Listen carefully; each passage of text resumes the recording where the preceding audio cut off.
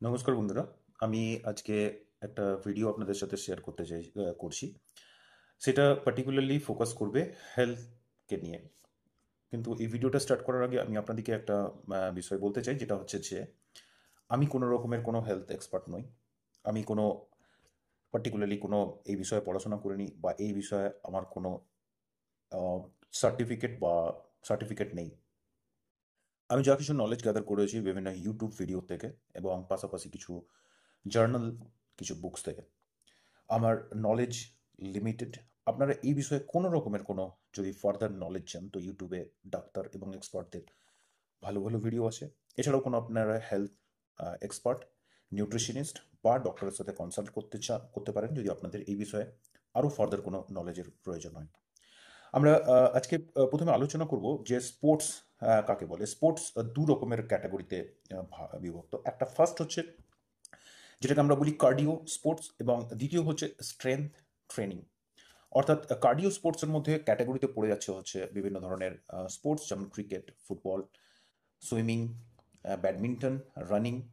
এই বিভিন্ন ধরনের স্পোর্টস যেগুলোতে নিঃশ্বাসের প্রয়োজন বেশি হয়, সেটাকে কার্ডিও স্পোর্টস বলে। আর যেটা স্ট্রেংথ ট্রেনিং স্পোর্টস, যেখানে নিঃশ্বাস আমাদেরকে খুব বেশি হাঁপিয়ে যেতে হয় না, এটাকে বলা হচ্ছে স্ট্রেংথ ট্রেনিং। তার মধ্যে বডি বিল্ডিং, মেনলি বডি বিল্ডিংই আসে, ঠিক আছে। বডি বিল্ডিং এর পাশাপাশি স্ট্রেচিং এবং আরও বিভিন্ন ধরনের স্পোর্টস আছে। এখন প্রথমে একটা জিনিস আমাদেরকে বুঝতে হবে। সেই জিনিসটা হচ্ছে যে আজকের দিনে মানুষ আগের থেকে একটু বেশি হেলথ কনসাস হয়েছে।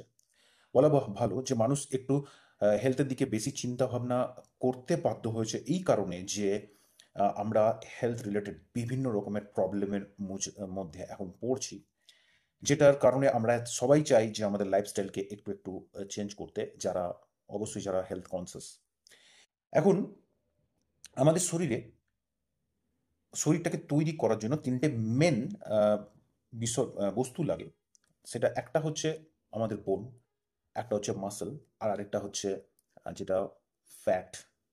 এই তিনটে বিষয় দিয়ে তিনটে জিনিস দিয়ে আমাদের শরীর তৈরি। আপনারা সবাই বোনের ব্যাপারে জানেন যে বোন হচ্ছে আমাদের শরীরের মধ্যে সব থেকে ভারী জিনিস। একটা মানুষের শরীরের মধ্যে 70 to 80% ওজন থাকে হচ্ছে বোনের। এরপরে চলে আসে হচ্ছে ফ্যাট। যে ফ্যাট হচ্ছে আমাদের স্টোরড এনার্জি, আমরা যে খাবারটা খাচ্ছি, যেটা আমাদের অতিরিক্ত খেয়ে ফেলছি, যেটা আমাদের কোনো রকমের বডিতে কোনো রকমের কাজে লাগছে না। তো আমাদের শরীর ফিউচারের কথা চিন্তা করে সেটাকে বডির মধ্যে একটা বিভিন্ন পার্টে সেটাকে মানে সঞ্চয় করে রেখে দেয়। এই সঞ্চয় করে রাখাটা আস্তে আস্তে ফ্যাটে পরিণত হয়। এটা এটা অ্যাকচুয়ালি ফ্যাট হিসেবে আমাদের বডিতে স্টোর থাকে বিভিন্ন জায়গাতে।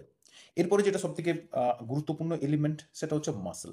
মাসেলকে যদি আমরা খুব সাধারণভাবে বুঝি, তো মাসেল হচ্ছে ধরুন দুটো ভারী আহ, বাঁশ বা কোনো লাঠি, সেগুলোকে যদি আমরা একসাথে বাঁধতে চাই, যে দড়িটা দরকার পড়বে, সেটাকে ওঠাবার জন্য যে দড়িটা দরকার পড়বে, সেই দড়িটার কাজ করে হচ্ছে মাসেল আমাদের বডিতে। এরপরে হচ্ছে যে এই মাসেলের একটা স্টাডি, আমাদের আহ, আমাদের যে রিসার্চ, যেটা সেই রিসার্চ বলছে যে এই মাসেল আফটার 30, আমাদের শরীরের বিভিন্ন অঙ্গ প্রত্যঙ্গের মধ্যে, যেমন অনেক অঙ্গ প্রত্যঙ্গ বিভিন্নভাবে আস্তে আস্তে সেটা ডিকের দিকে যায়, সেটা আস্তে আস্তে ক্ষয় হতে শুরু করে। মাসেলের ক্ষয় শুরু হয় 30 বছরের পর থেকে। আপনি যখন একটা 20, 21, 22 বছরের কোনো ছেলে বা মেয়ে, তাদেরকে আপনি বলবেন যে আপনি এইটা করুন, ওটা করুন, জেনারেলি আপনি দেখবেন তারা এটা শুনতে চায় না। তারা ভাবে যে আমরা প্রচণ্ড ফিট আছি, কিন্তু আফটার সাডেনলি 30-র পর থেকে হঠাৎ করে তাদের বডির মধ্যে বিভিন্ন রকমের প্রবলেম হতে শুরু করে। মাসেল যখন ধীরে ধীরে লুজ হতে শুরু করে, মাসেল যখন 30 বছরের পরে ক্ষয় হতে শুরু করে, তখন তাদের বা আমাদের বডি আস্তে আস্তে শ্রিঙ্ক করতে শুরু করে। এখন এই মাসেলের সব থেকে বড় সমস্যা হচ্ছে এল্ডারলি মানুষদের জন্য, যারা একটু বয়স্ক মানুষ। একটা স্টাডিতে আরও দেখাচ্ছে যে ইউনাইটেড স্টেটস অফ আমেরিকাতে প্রত্যেক বছর প্রায় 32-32 হাজার মানুষ ফল অর্থাৎ পড়ে যাওয়ার কারণে মারা যায়। পড়ে কেন যায় মানুষ? যখন আমাদের মাসেলের মোবিলিটি কমে যায়, মাসেলের মধ্যে টান, বোনটাকে ধরে থাকার যে ক্ষমতা, সেটা যখন কমে যায়, তখন মানুষের পড়ে যাওয়ার সম্ভাবনাটা বেশি থাকে। তো বুঝতে পারছেন এই পড়ে যাওয়ার প্রসেসটা কতটা পেনফুল হতে পারে। একটা মানুষ যদি পড়ে যায় এবং সেই কারণে যে ধরনের ইনজুরিগুলো হয়, যেমন তার কোমর হিপ জয়েন্ট ভেঙে যাওয়া, বা স্পাইনাল কর্ডের মধ্যে কোনো রকমের ইনজুরি হওয়া, বা এনি পার্টে ইনজুরি হওয়া, যেটা একটা যে ট্রিটমেন্টের প্রসেসটা প্রচণ্ড পেইনফুল থাকে। তো এটাতে তাদের আমাদের আমরা যে ইউনাইটেড স্টেটস অফ আমেরিকা তার যে ডেটা যেটাতে আমরা দেখেছি 32,000, ইন্ডিয়াতে এই ডেটাটা আরও অনেক অনেক বেশি আমার মনে হয় এটা। যাই হোক, এখন আমরা স্ট্রেংথ ট্রেনিং এর মধ্যে আমরা আমরা আমরা স্পোর্টসের মধ্যে আমাদের ছোট বয়স থেকে বাচ্চাদেরকে আমরা নিয়ে যাই। আমরা দেখতে পাই যে আমাদের বাচ্চাদেরকে আমরা ক্যারেক্টার ক্লাস, আমাদের সুইমিং ক্লাস, আমাদের বিভিন্ন রকমের ক্লাসের মধ্যে ভর্তি করি, কিন্তু আমাদের একটা মেজর ভয় থাকে আমাদের আমাদের গার্জেনদের মনের মধ্যে, যদি বাচ্চাদেরকে যদি আমরা স্ট্রেংথ ট্রেনিং এর মধ্যে যদি ভর্তি করি, তো তাহলে তাদের গ্রোথ বা হাইট সেটা হ্যাম্পার হতে পারে, বা অন্য আরো ধরনের ফোবিয়া কাজ করে, যেগুলোকে আমি জানি না। বিশেষ করে মেয়েদের ক্ষেত্রে এই ধরনের ফোবিয়া কাজ করে, যাদের মধ্যে মাস্কুলিন মানে মেল বডি, মানে তার তার যে ফ্লেক্সিবিলিটি আছে, সে ফ্লেক্সিবিলিটি বডির কমে যাবে, ইত্যাদি ইত্যাদি বিভিন্ন রকমের ভুল ধারণা আমাদের মানে ভারতীয় বাবা মাদের মনের মধ্যে তারা পোষণ করে। এখন মাসেল খুবই গুরুত্বপূর্ণ আমাদের বডিতে। মাসেল থাকার জন্য মাসেলের প্রথম কাজ হচ্ছে যে মাসেলের মোবিলিটি কমে গেলে, আমি আপনাকে আগেই বললাম যে আমরা ফল করে যেতে পারি, আমরা পড়ে যেতে পারি। এছাড়াও আমাদের বডি স্ট্রেংথ করে যেতে পারে, যেটা দেখতে খুবই বাজে লাগে। 3 নম্বর যেটা সব থেকে আরেকটা ব্যাপার হচ্ছে, মাসেলটাকে তৈরি করার জন্য যে জিনিসটা লাগে সেটা হচ্ছে প্রোটিন। সেই প্রোটিনের মধ্যে ক্ষমতা থাকে যে রোগ প্রতিরোধ করার। কিন্তু যদি আহ, আমরা যদি এই মাসেলের ট্রেনিংয়ের দিকে সঠিকভাবে মানে আমরা যদি ধ্যান না দিই, তো তাহলে আমাদের প্রোটিনের সোর্সও আমরা সেইভাবে বডিকে সাপ্লাই না করি, তাহলে আমাদের রোগ প্রতিরোধ করার ক্ষমতাও ধীরে ধীরে কমতে থাকে। এখন একটা খুব মজার বিষয় হচ্ছে যে আমরা একটা মানুষকে বাইরের থেকে যদি দেখি, তো আমরা দেখে জেনারেলি বুঝতে পারি না যে এর মধ্যে মাসেল বেশি আছে নাকি এর মধ্যে ফ্যাট বেশি আছে। আমরা ছোট থেকে যখন আস্তে আস্তে বড় হই, তখন আমাদের বডিতে মাসেলের জায়গায় আস্তে আস্তে ফ্যাট নিতে থাকে, এবং এটা আমরা আননোয়িংলি আমরা জানতেও পারি না, বুঝতেও পারি না। কিন্তু একটা মানুষকে যদি সঠিকভাবে দেখা যায়, বা মেডিকেলি যদি এরকম কোনো পদ্ধতি থাকে যার মাধ্যমে যদি তাকে চেক করা যায়, তাহলে দেখা যাবে সে যখন 16, 17, 18 বছর বয়স ছিল, তার বডিতে যত মাসেল ছিল, সে যখন প্রায় 25, 26, 27, 30-এর দিকে যাচ্ছে, তখন তার মধ্যে ফ্যাট বেড়ে গেছে, মাসেলের জায়গায় নিতে শুরু করেছে ফ্যাট। যাই হোক, এটা তো একটা ব্যাপার গেল। এখন আমি এরপরে যে দ্বিতীয় ব্যাপারটা নিয়ে আপনাদেরকে আলোচনা করব, সেটা হচ্ছে যে আমাদের বডিতে অ্যাকচুয়ালি কতটা প্রোটিন প্রত্যেকদিন প্রয়োজন হয়। আমাদের বডিতে যেটা, যারা এক্সপার্ট আছে তারা বলছেন যে আমাদের বডির যেটা ওজন, ধরুন আমার বডির ওজন হচ্ছে প্রায় 70 কেজি। এখন এই 70 কেজিকে যদি আমরা পাউন্ডে কনভার্ট করি, যদি পাউন্ডে যদি কনভার্ট করি, ওটা বেশি হবে। সাপোজ 90 কেজি বা 90 পাউন্ড বা 100 পাউন্ড, যাই হোক, সেইটা যদি আমাদের ওজন হয়, তো আমাদের জাস্ট তত গ্রাম, অর্থাৎ 100 পাউন্ড যদি আমার ওজন হয়, তাহলে আমার 100 পাউন্ড, 100 গ্রাম প্রোটিন আমার বডিতে ডেলি দরকার।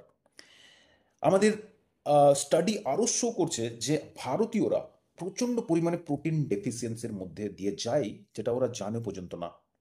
এখন ব্যাপার হচ্ছে, আমাদের বডিতে প্রোটিন যখন আমরা খাই, তো প্রোটিনের সোর্সটা হিসেবে আমরা যদি দেখি, আমরা ডেলি হয়তো 10 গ্রাম প্রোটিনও আমাদের বডিতে যায় না। অথচ যেখানে বলা হচ্ছে যে মিনিমাম 70, 80 বা 100 গ্রাম প্রোটিন আমাদের প্রত্যেকদিন প্রয়োজন। তো এই প্রোটিনের সোর্স কোথা থেকে হবে? খুব ইজি সোর্স হচ্ছে ফার্স্ট, যে আমাদের একটা হ্যান্ডফুল চিকেন, সেই চিকেনের মধ্যে প্রায় 100 প্রায় 20 গ্রাম প্রোটিন থাকে। এছাড়াও এখন মার্কেটে আমরা বিভিন্ন রকমের প্রোটিন পাউডার্স দেখছি, যদিও FSSAI এর নিয়ম অনুযায়ী এই সমস্ত প্রোটিন পাউডারের মধ্যে বিভিন্ন রকমের যে আম, যে বিভিন্ন রকমের ইম্পিউরিটি মিক্স করা হচ্ছে, সেটাকে চেক করে আমাদের কেনা উচিত। প্রোটিন পাউডার খুবই আইসোলেটেড ফর্মে প্রোটিন আমাদের বডির মধ্যে মানে আমরা ওই পাউডারের মধ্যে পেয়ে যাই। এটা কিভাবে পাই আমি আপনাকে জাস্ট একটু ইন্ট্রোডাকশন দিয়ে দিচ্ছি, যেটা বলে দিচ্ছি, যেটা হচ্ছে যে আমরা যখন চিকেন খাচ্ছি, তখন এই প্রোটিনটা কমপ্লেক্স ফর্মে চিকেনের মধ্যে থাকছে, আমাদেরকে খাবার জন্য, খাওয়ার পর আমাদেরকে ওটাকে আবার ডাইজেস্ট করার জন্য বিভিন্ন এনজাইমের সহযোগিতা নিতে হয়। কিন্তু যখন আমরা একটা আইসোলেটেড প্রোটিন কোথা থেকে নিচ্ছি, সেই প্রোটিনটা একদম পিওর ফর্মে থাকে আমাদের বডিতে, আমাদের মাসেলের মধ্যে ওটা খুব তাড়াতাড়ি ওটা আমাদের মাসেলের মধ্যে চলে যায়। কিন্তু এমন নয় কি যে জাস্ট খালি প্রোটিনটা নিলে হবে। প্রোটিনের পাশাপাশি আমাদেরকে মাসেলকে যদি আমরা ট্রেন না করি, তো প্রোটিনটা আমাদের বডিতে ঢোকার, অর্থাৎ আমাদের বডির মধ্যে ইনজেক্ট হওয়ার জায়গাটা সে খুঁজে পাবে না। তো আমাদের রেগুলার ডায়েটের মধ্যে 100 গ্রাম প্রোটিন যদি আমরা ফুলফিল করতে চাই, তাহলে আমাদের 2 পিস চিকেন, অর্থাৎ 40 গ্রাম আপনি ওখান থেকে প্রায় পেয়ে যাচ্ছেন।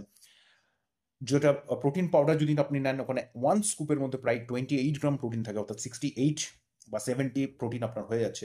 কিছুটা স্পেস খালি রাখা উচিত, যেখানে যে স্পেসের মধ্যে আপনি রেগুলার যে খাবার খান, তার মধ্যে একটু প্রোটিন, অর্থাৎ ভেজের মধ্যে থেকে যে সমস্ত প্রোটিন আসে, সেই প্রোটিনগুলোকে ইনক্লুড করলে, অর্থাৎ আপনি দেখবেন মুসুরির ডাল, তার মধ্যে চিকপিস, অর্থাৎ যেটা কাবলি ছোলা, সোয়াবিন, এগুলোর মধ্যে যে প্রোটিন আছে সেই প্রোটিনগুলোকে ইনক্লুড করলে, এছাড়া ফ্রুটস ইত্যাদি যদি আমরা ইনক্লুড করি, তাহলে আমাদের বডির মধ্যে এনজাইম লাগে যে প্রোটিনগুলোকে ডাইজেস্ট করার জন্য, এবং ডাইজেস্ট হয়ে সেটা আমাদের বডিতে ওভারঅল প্রোটিনের যে ডেফিসিয়েন্সি আছে সেই প্রোটিনের ডেফিসিয়েন্সিকে পূরণ করে।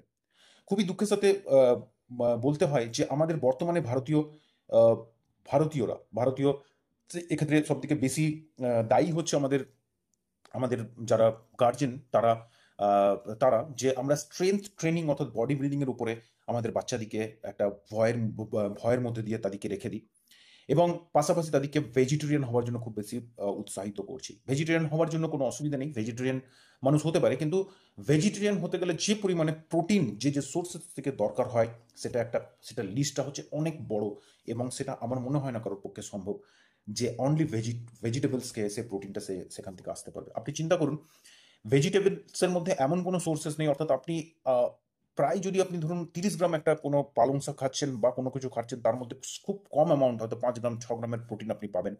তো আপনি সারাদিনে কত খাবার খাবেন?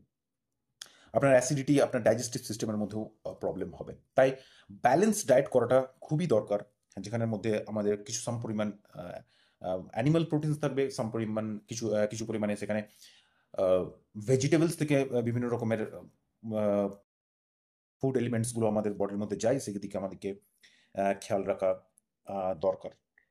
এখন এটা আমি আপনাদেরকে বলতে চাইলাম, আমাদের যেটা আহ, আমাদের যখন আমরা বাচ্চা থাকি, তো তখন বাচ্চা বয়সের একটা 13 ইয়ার্স পর, অর্থাৎ যখন তার 13 বছর বয়স হয়ে যায়, তখন থেকে মানুষের উচিত যে তাদেরকে স্ট্রেংথ ট্রেনিং করা, তাদের মাসেল বিল্ডিং করা।